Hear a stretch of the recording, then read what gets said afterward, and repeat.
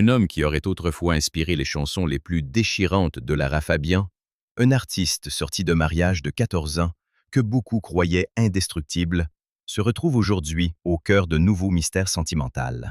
Selon plusieurs rumeurs, Patrick Fiori vivrait un bonheur intense auprès de Charlène, une femme bien plus jeune que lui. Mais derrière cette image de paix retrouvée, une question demeure. Ce nouvel amour est-il vraiment le chapitre le plus inattendu de sa vie? 4 ans après la tempête qui aurait bouleversé son équilibre familial, Patrick Fiori semble, selon plusieurs échos de la presse people française, avoir retrouvé une forme de paix auprès de Charlène. Et c'est peut-être là que l'histoire devient la plus troublante. Cette femme n'est pas une actrice habituée au tapis rouge, ni une chanteuse cherchant la lumière, ni une personnalité installée dans le spectacle. Charlène est décrite comme une femme discrète, que certains présentent comme une admiratrice fidèle de l'artiste, avant même qu'elle ne devienne, selon les rumeurs, celle qui partage aujourd'hui sa vie. Pour une partie du public, cette idée a quelque chose de romanesque. Le chanteur adulé aurait fini par être touché non par une star, mais par une présence plus simple, plus douce. Mais pour d'autres, cette histoire soulève des interrogations délicates, car la différence d'âge entre Patrick et Charlène serait considérable, proche de 3 décennies. Dans une société où chaque geste d'une célébrité est analysé, cette distance suffit à déclencher débat, fascination et malaise. Les premiers y voient la preuve que l'amour ne suit ni les calendriers, ni les normes sociales. Les seconds se demandent si un tel écart ne cache pas une dynamique que le public ne peut pas comprendre entièrement. Rien ne permet pourtant d'affirmer ce qui se passe réellement derrière les portes closes. C'est cette zone d'ombre qui nourrit le récit. Selon certaines versions relayées dans les médias de divertissement, Patrick aurait croisé Charlène après une période fragile, notamment autour d'un concert à Toulouse. Là encore, il faut rester prudent. Il s'agit d'un récit rapporté, d'une chronologie reconstruite, pas d'une confession officielle détaillée par l'artiste lui-même. Mais si cette version est vraie, elle donnerait à l'histoire un parfum presque cinématographique. Une salle de spectacle, des applaudissements qui retombent, une femme dans le public ou dans les coulisses, et un homme qui ressent soudain quelque chose d'inattendu. Ce qui frappe, ce n'est pas seulement la rencontre supposée, c'est ce qu'elle aurait représenté pour lui. Après la fin de son mariage avec Ariane Quatrefages, union qui avait duré 14 ans et donné naissance à 2 fils, Patrick aurait pu choisir le retrait total, la solitude ou une image publique contrôlée. Au lieu de cela, les rumeurs racontent qu'il aurait laissé une nouvelle histoire prendre place sans la transformer en spectacle. Pas de grandes déclarations théâtrales, pas de démonstrations calculées, seulement des indices, des murmures, et cette impression que l'artiste préfère vivre plutôt que commenter. C'est ce silence qui rend tout plus fort. Car plus Patrick se tait, plus le public imagine. Les admirateurs les plus romantiques y voient un homme apaisé, comme si Charlène lui avait offert un refuge après le vacarme émotionnel d'une séparation. Les plus sceptiques, eux, rappellent que toute histoire people peut être simplifiée ou dramatisée. Mais entre ces deux lectures, une chose demeure. Patrick Fiori continue de fasciner parce qu'il échappe aux cases. Il n'est ni le héros parfait d'une romance tardive, ni l'homme que certains voudraient réduire à ses choix amoureux. Il apparaît plutôt comme un artiste à la vie sentimentale complexe, traversé par des passions publiques et des douleurs privées, cherchant peut-être, à plus de 50 ans, non pas l'éclat d'un scandale, mais la chaleur d'une maison où l'on respire. Mais l'élément qui a véritablement relancé toutes les conversations, c'est l'arrivée supposée d'un enfant dans cette histoire déjà très commentée. En mars 2023, plusieurs médias français ont rapporté que Charlène aurait donné naissance à un petit garçon prénommé Ange à Ajaccio. Rien que ce prénom a suffi à charger le récit d'une symbolique troublante. Après une rupture, après les débats sur l'âge et les silences du chanteur, voilà que nouveau-né serait venu donner à cette relation une dimension impossible à ignorer. Si ces informations sont exactes, Ange serait le 3e fils de Patrick Fiori, après Sévan, né en 2009, et Gabin, né en 2014, issu de son mariage avec Ariane Quatrefages. Et soudain, le sujet ne concerne plus seulement une romance discrète ou une différence d'âge qui fait parler. Il touche à quelque chose de plus intime. La famille recomposée, la paternité tardive, la manière dont un homme célèbre protège plusieurs enfants nés de chapitres différents de sa vie. Là encore, deux courants d'opinion s'affrontent.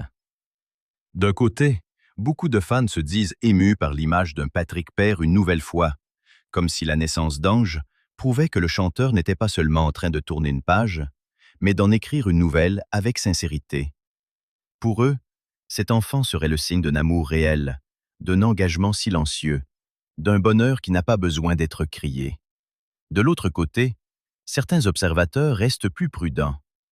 Ils soulignent que cette naissance serait intervenue peu après l'effondrement de mariages de longue durée et que le public ne connaît qu'une partie de la chronologie. Est-ce une reconstruction heureuse? Est-ce une transition trop rapide? Est-ce simplement la vie, avec ses contradictions que personne ne peut juger complètement? La vérité appartient aux personnes concernées, mais le mystère attire l'attention. Et ce n'est pas tout. Depuis quelque temps, une autre rumeur circule. Patrick Fiori et Charlène pourraient, selon certaines spéculations médiatiques, s'apprêter à accueillir un deuxième enfant ensemble.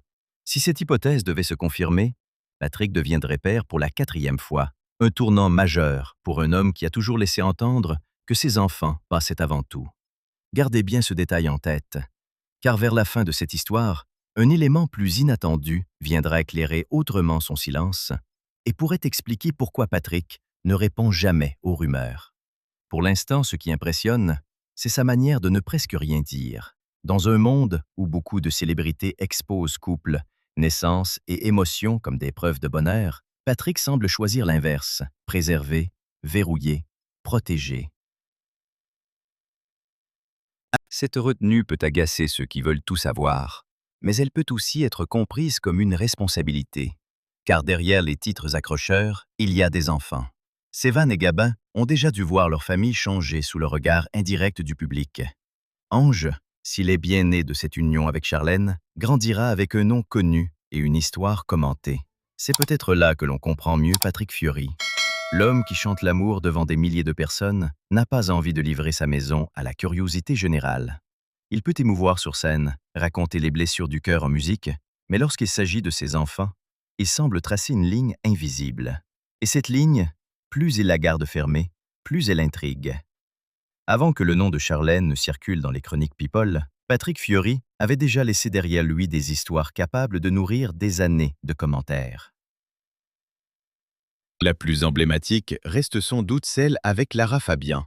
Entre 1998 et 2000, les deux artistes sont souvent décrits comme l'un des couples les plus magnétiques de la chanson francophone. Sur scène, leur voix semblait se chercher, se répondre, se blesser presque. Le public ne voyait pas seulement deux interprètes talentueux, il croyait assister à une confession à ciel ouvert. Chaque regard, chaque note tenue, chaque silence entre deux phrases alimentait l'idée d'un amour intense. Certains fans affirment encore que les chansons les plus douloureuses de cette période portent l'empreinte de cette relation. Là encore, prudence. Ce que la musique laisse entendre n'est pas toujours une preuve biographique. Mais dans l'imaginaire collectif, Patrick et Lara sont restés associés à une passion brûlante, à cette époque où l'amour semblait se chanter avant même de se raconter. Leur séparation, qui aurait eu lieu autour du réveillon de l'an 2000, a ajouté une dimension théâtrale au récit. Le passage à un nouveau millénaire, la fin d'un couple, deux carrières qui continuent séparément, tout semblait écrit comme une scène de film. Pour une partie du public, Lara Fabian représente le feu, l'histoire qui consume, l'amour qui marque une vie, même quand il s'éteint. Pour une autre partie, cette histoire a peut-être été amplifiée par la nostalgie des fans. Après Lara, un autre nom revient, Julie Zenati. Leur histoire est différente, moins associée au choc médiatique, mais importante dans le parcours affectif de Patrick. Ils se rencontrent dans l'univers de Notre-Dame de Paris, cette comédie musicale qui a changé le destin de nombreux artistes. Patrick y incarne Phébus, Julie y brille par sa jeunesse et sa puissance vocale, et entre eux naît, selon les récits publics, une proximité artistique et sentimentale. Leur relation aurait duré plusieurs années, avec même une période de fiançailles évoquée par la presse. Pourtant, là encore, le mariage n'a jamais eu lieu. Ce détail intrigue. Pourquoi un homme capable d'aimer intensément semble-t-il avoir souvent vu ses plus grandes histoires se heurter à une limite invisible. Était-ce la pression de la carrière, le poids de la notoriété ou ces différences intimes que personne ne voit de l'extérieur? Les admirateurs romantiques diront que Patrick et Julie ont incarné une complicité née dans les coulisses entre répétitions, tournées et rêves de scène. Les observateurs plus froids rappelleront qu'une histoire d'artiste peut être puissante sans être faite pour durer. Ce qui reste en revanche, c'est une impression de fidélité émotionnelle. Même lorsque les relations se terminent, Patrick Fiori ne semble pas effacer les femmes qui ont compté. Il avance, mais il transporte avec lui des fragments de chaque chapitre. Lara Fabian aurait été la passion qui fait trembler. Julie Zenati, la tendresse d'une époque où tout semblait possible. Et c'est précisément en regardant ces histoires passées que la présence de Charlène devient encore plus intrigante. Comment un homme qui a connu des amours aussi exposés peut-il choisir aujourd'hui une relation presque muette, presque cachée, comme si le véritable luxe n'était plus d'être admiré, mais d'être simplement en paix? Puis il y a Ariane Quatrefages, la femme qui a représenté pour Patrick Fiori non pas seulement une passion, mais une construction. En 2008, leur mariage semble ouvrir un chapitre plus stable, plus familial, presque à l'opposé des histoires brûlantes qui avaient marqué la jeunesse sentimentale du chanteur. Ariane n'est pas une inconnue du public. Ancienne reine de beauté, souvent présentée comme élégante et discrète, elle entre dans la vie de Patrick comme une partenaire capable de partager l'intimité et certaines zones de création. Car Ariane aurait aussi participé à l'écriture de certaines chansons de Patrick. Ce n'était donc pas seulement une présence à la maison, mais une femme reliée à son univers artistique. Cette dimension rend la rupture encore plus sensible. Quand un couple partage des enfants, des souvenirs et parfois des mots mis en musique, la séparation ne coupe jamais une seule corde. Elle en fait vibrer plusieurs à la fois. Ensemble, Patrick et Ariane ont eu 2 fils, Sévan, né en 2009, puis Gabin, né en 2014. Pendant des années, cette famille a donné l'image d'un équilibre solide, d'une vie privée protégée derrière la carrière publique. Les fans voyaient Patrick continuer ses concerts avec l'idée qu'un socle l'attendait hors caméra. Pourtant, en 2022, selon ce qui a été rapporté, ce mariage de 14 ans prend fin. Et comme souvent dans les séparations de personnalités connues, le public cherche une cause, un responsable, une chronologie. C'est là que les choses deviennent délicates. Car la vie privée d'un couple ne peut pas être réduite à une ligne droite. Certains commentaires ont laissé entendre que l'arrivée de Charlène dans la vie de Patrick aurait accompagné ou suivi cette période de rupture, provoquant des interprétations opposées. Une première opinion considère que Patrick aurait simplement tenté de reconstruire sa vie. Une seconde opinion, plus critique, s'interroge sur le rythme des événements et sur la douleur possible du côté d'Ariane. Mais sans parole complète des personnes concernées, il serait injuste d'imposer une vérité définitive. Ce que l'on peut analyser, en revanche, c'est la manière dont Patrick a géré l'après. Il n'a pas multiplié les confidences fracassantes. Il n'a pas transformé la fin de son mariage en feuilleton promotionnel. Il n'a pas cherché publiquement à se poser en victime ou en héros. Il a laissé un silence lourd s'installer. Et ce silence, pour certains, est une preuve de pudeur. Pour d'autres, il entretient le mystère. Dans tous les cas, il protège une chose essentielle, les enfants. Sévan et Gabin ne sont pas des personnages secondaires d'un récit people. Ce sont 2 garçons dont la vie familiale a été bouleversée et Patrick semble le savoir. Il a souvent été décrit comme un père très attaché à ses enfants, pour qui la paternité passe avant les projecteurs. Alors, lorsque l'on regarde la rupture avec Ariane à travers ce prisme, une autre lecture apparaît. Derrière les rumeurs et les titres accrocheurs, il y a peut-être surtout un homme qui tente de maintenir un équilibre entre un passé familial important et un présent sentimental nouveau. C'est ce tiraillement qui rend son histoire si humaine. Patrick Fiori n'est pas seulement un chanteur aimé du public, il est aussi un père qui doit composer avec les conséquences de ses choix, même lorsque ces choix deviennent la matière première de toutes les spéculations. Pour comprendre pourquoi la vie privée de Patrick Fiori attire autant l'attention aujourd'hui, il faut revenir à l'homme qui se cache derrière la voix. Il grandit à Marseille, dans une famille marquée par les racines et les héritages mêlés. Un père d'origine arménienne, une mère d'origine corse, et autour de lui, cette Méditerranée qui semble avoir imprimé dans son timbre quelque chose de brûlant, de grave et de profondément sentimental. Son parcours, souvent présenté comme celui d'un enfant sauvé par la musique, n'a rien d'un chemin tracé à l'avance.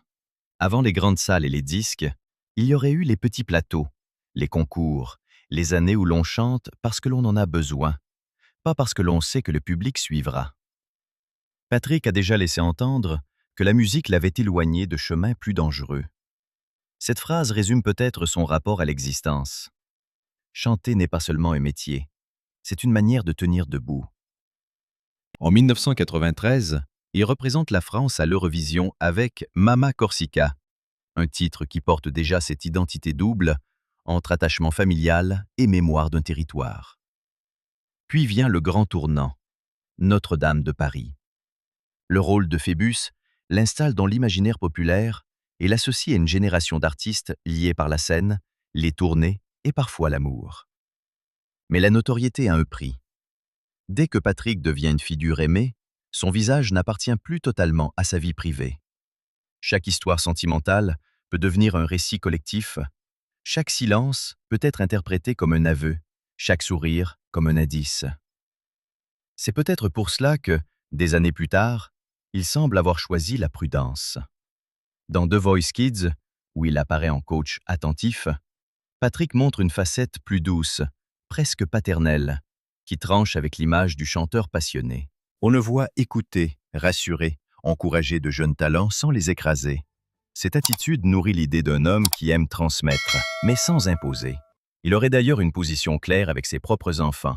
Ne pas les pousser vers la musique, ne pas les obliger à reprendre un nom ou une scène, leur laisser le droit de devenir eux-mêmes.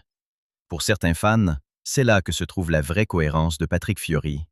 Derrière les romances commentées, derrière les titres qui parlent de séparation ou de renaissance, il y aurait un père avant tout, un homme qui connaît le danger d'une célébrité trop envahissante. Pour d'autres, cette image protectrice ne suffit pas à dissiper les questions autour de son nouveau départ avec Charlène. Mais les deux lectures peuvent coexister. On peut être un artiste vulnérable, un homme amoureux, un père protecteur et une personnalité entourée de zones d'ombre. Même l'anecdote de son accident sur un tournage, lorsqu'il aurait été blessé aux côtes pendant une participation à un film de Philippe Lachaud, rappelle que derrière l'énergie publique, il y a un corps réel, une fatigue réelle, des risques réels. Patrick Fiori n'est pas seulement le nom associé à Lara Fabian, Julie Zenati, Ariane ou Charlène. Il est aussi le garçon de Marseille, devenu chanteur populaire, l'homme qui a transformé ses origines et ses failles en intensité vocale, puis qui semble aujourd'hui chercher un endroit où les applaudissements n'entrent pas.